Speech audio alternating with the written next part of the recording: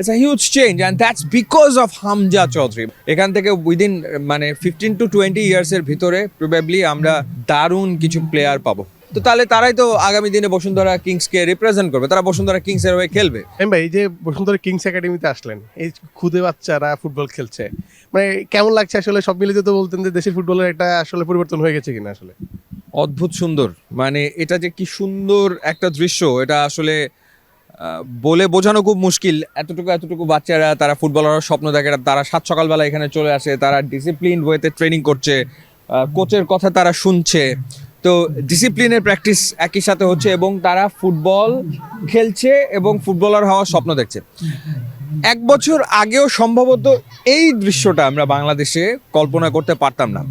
এইরকম দৃশ্য আমরা দেখতাম হচ্ছে ক্রিকেটের ট্রেনিং গ্রাউন্ডে, সেখানে প্যারেন্টসরা সবাই লাইন ধরে বসে থাকতো, বাচ্চারা ক্রিকেট খেলা শিখতো, ক্রিকেটের ট্রেনিং তারা করতো। এইটাই আমরা দেখেছি বছরের পর বছর, অন্তত গত 10 থেকে 15 বছর ধরে আমি বিভিন্ন জায়গাতে বিভিন্ন মাঠে গিয়ে দেখেছি যে এই বয়সী বাচ্চারা সবাই আসলে ক্রিকেট খেলা শিখছে, তারা ক্রিকেটার হওয়ার স্বপ্ন দেখছে। But it's a huge change and that's because of Hamza Chowdhury. এটা আমার কাছে মনে হয় যে বাংলাদেশের ফুটবলে হামজা চৌধুরীর যে ইনক্লুশন, তার যে চলে আসা এবং সেটার যে একটা overall nation wide hype, overall বাংলাদেশের ফুটবলের যে উত্থানই বলা যায়, ডেফিনেটলি এশিয়ান কাপের বাছাই পর্বে এত বছর পর ঘরের মাটিতে ইন্ডিয়াকে হারানো, এরপর ইন্ডিয়াতে গিয়ে ড্র করে আসা, কিংবা ওদের স্বপ্ন পূরণে পাশে থাকতে পেরে আমরা গর্বিত।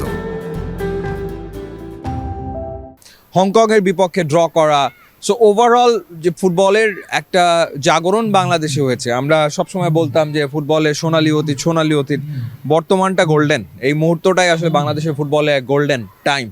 সো এইখানে যারা খেলছে, আমার মনে হয় যে প্রবাবলি উইদিন নেক্সট 20 বছরের ভেতরে যে পরিমাণ বাচ্চারা এই বসুন্ধরাতে প্র্যাকটিস করে, ট্রেনিং করে, এখান থেকে উইদিন 15 to 20 ইয়ার্সের ভিতরে প্রবাবলি আমরা দারুণ কিছু প্লেয়ার পাবো, এটা আমার বিশ্বাস। কারণ এখানে যারা কোচ, তারাও খুবই ভালো কোচ, তারাও খুবই ক্যাপাবল কোচ। সো ডেফিনেটলি এখান থেকে পাইপলাইনটা তৈরি হয়ে যাবে শিওরলি। এই যে আপনি বলছিলেন যে 1 বছর আগেও আসলে খেলা দেখতে, মানে শুধু ফুটবলার স্বপ্ন না, অনেকে খেলা দেখতে যেত না। এই যে এখন যে পরিবর্তনটা, এটা ধরে রাখার জন্য তো একটা বড় চ্যালেঞ্জ বাফুফের। ডেফিনেটলি বাফুফের বড় চ্যালেঞ্জ আছে। বাফুফে তারা বিভিন্ন রকমের ইনিশিয়েটিভ নিচ্ছে, অনেক কিছু তারা করছে, যেমন আপনার ফুটসালকে পেট্রোনাইজ করা, ফুটসাল টিম গঠন করা হয়েছে, ইরান থেকে কোচ আনা হয়েছে, ফুটসাল টিম থাইল্যান্ডে গিয়ে টুর্নামেন্টে পার্টিসিপেট করছে, বিভিন্ন জায়গায় খেলছে। একই সাথে ন্যাশন ওয়াইড ফুটবলের চর্চা বাড়ানোর জন্য ন্যাশন ওয়াইড যাতে লিগগুলো হয় সেটা করার চেষ্টা তারা করছে, সেই ব্যবস্থা তারা করছে। সবচেয়ে বড় ব্যাপার কি জানেন? সবচেয়ে বড় ব্যাপার হচ্ছে ইউনিট রেজাল্ট। সবচেয়ে বড় ব্যাপার রেজাল্ট। আপনি যদি রেজাল্ট না পান তাহলে আসলে সেই স্পোর্টসের সামনে এগারোটা মুশকিল হয়ে যায়। সো রেজাল্ট ডেফিনেটলি আনতে হবে।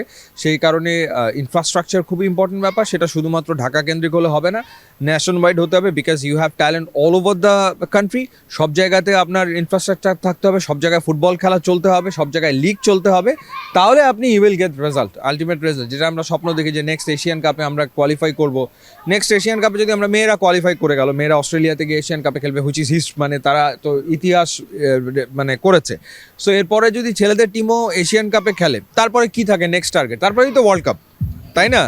সো আপনি এই যে এটা ওয়ার্ল্ড কাপের বছর, এই বছরে আপনি ফুটবলের উন্মাদনা দেখবেন, তো বাংলাদেশকেও এগিয়ে যেতে হবে। এই যে আপনি বলছিলেন যে বাফুফে অনেক ইনিশিয়েটিভ নিচ্ছে বর্তমানে, আসলে বর্তমান না, ফুটবলার তো ক্রিয়েটই করে ক্লাবগুলো নর্মালি। এই যে দেশের অন্যান্য ক্লাবগুলো আছে, তারা বসুন্ধরা যেভাবে আসলে, এই যে আমি আর আপনি যখন একটু আগে কথা বলছিলাম যে এখানে 1000 ফুটবলার অনুশীলন করছেন, তারা ফুটবলার হওয়ার স্বপ্ন দেখছেন। এই 1000 থেকে তো অন্তত 50 জন বা 20 জন তো বের হবে, বা 15 জন তো বের হবে, এটাই তো আসলে সাকসেস। এরকম ক্লাবগুলোর কি এগিয়ে আসা উচিত কিনা? ডেফিনেটলি, তো সেটা তো করতেই হবে। আমরা স্পেন নিয়ে এত কথা বলি বা বার্সেলোনা নিয়ে আমরা কথা বলি, বার্সেলোনার সাফল্যের কারণ কি? বার্সেলোনার academy, as simple as that. Barca একাডেমির কারণেই তো বার্সেলোনা ওয়ার্ল্ড ওয়াইড বার্সেলোনা, তাই না? আপনি ধরেন হচ্ছে লিওনেল মেসির কথা বলেন বা এখনকার লামিন ইয়ামালের কথা বলেন, সব তো বার্সেলোনার একাডেমি থেকেই তারা উঠে এসছে এবং তারা ওন করে ক্লাবকে। সবচেয়ে বড় ব্যাপার হচ্ছে যে এই বয়স থেকে যখন একটা ক্লাবের আন্ডারে, একটা ক্লাবের একাডেমিতে বাচ্চারা খেলে, তখন তারা সেই ক্লাবটাকে ওন করে। সো আপনি 10% ধরেন যে এখান থেকে যদি 10%ও পরবর্তী সময়ে ফুটবলে আসে, তো 1000 এখন খেলছে, 10% হলে তো আপনি 100 জন পাচ্ছেন। সো হিউজ নাম্বার, তাই না? 100 জন যদি হয় সেটা তো হিউজ। 10% বাদ দেন, 5% হলে তাও 50 জন। তো তাহলে তারাই তো আগামী দিনে বসুন্ধরা কিংসকে রিপ্রেজেন্ট করবে, তারা বসুন্ধরা কিংসের হয়ে খেলবে এবং তাদেরকে তৈরি করা হচ্ছে সেভাবে। তো তারা নেক্সট বসুন্ধরা কিংসের হয়ে খেলবে, তার প্রফেশন সেট, তার ফিনান্সিয়াল কোনো ভাবনা থাকছে না, এরপরে সে ন্যাশনাল টিমে খেলবে। সেটাই তো হওয়ার কথা, এটাই হওয়া উচিত। বসুন্ধরা কিংস যেটা করছে সেটা যদি অন্য মোহামেডান স্পোর্টিং ক্লাব বা আবাহনী তারা যদি করে তো আরও ভালো, আরও কম্পিটিটিভ হয়, তাই না? তাহলে তো ডেফিনেটলি আর আমাদের ওই বিদেশি প্লেয়ারদের দিকে তাকিয়ে থাকা লাগে না যে তারা আসবে, তারা এসে পাবে। ডেফিনেটলি তারা আসবে, তারা খেলবে, কিন্তু আমাদের ফুটবলারদেরকে তো ওই রকমের পারফর্ম করতে হবে, আমাদেরও তো স্টার ক্রিয়েট করতে হবে, রাইট? মানে আমরা দেখছি এই যে হামজা চৌধুরী এসছে, শেখ মোরসালিন একেবারে আমাদেরই তো এখান থেকে উঠে আসা ফুটবলার, তার পারফরমেন্স আমরা দেখছি না কি দুর্দান্ত খেলছে শেখ মোরসালিন। তো এই তো ডেফিনেটলি এভাবেই হতে হবে এবং অবশ্যই ফুটবল ক্লাব ওরিয়েন্টেড খেলা। সো ফুটবলকে পৃষ্ঠপোষকতা করে ক্লাব, সুতরাং ক্লাব যদি সেভাবে করে ফুটবলকে নার্চার না করে তাহলে ফুটবল আগাবে না। এই যে বসুন্ধরার ক্রীড়া জগতে আপনি তো দীর্ঘদিন ধরে সাংবাদিকতা পেশা আছেন, বসুন্ধরার এই যে ক্রীড়া জগতের অবদানটা কেমন দেখেন?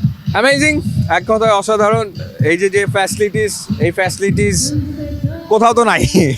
সো ন্যাশনাল টিমও এখানে এসে প্র্যাকটিস করে, এরপরে ক্রিকেট স্টেডিয়ামও আছে। সো এটা তো দুর্দান্ত ব্যাপার, হোম গ্রাউন্ড আছে। তো সবচেয়ে বড় ব্যাপার হচ্ছে যে এনভায়রনমেন্ট, কালচার, ফ্যাসিলিটিস এগুলো তো সবই প্রোভাইড করছে। সো অ্যামেজিং এক কথায়। Thank you.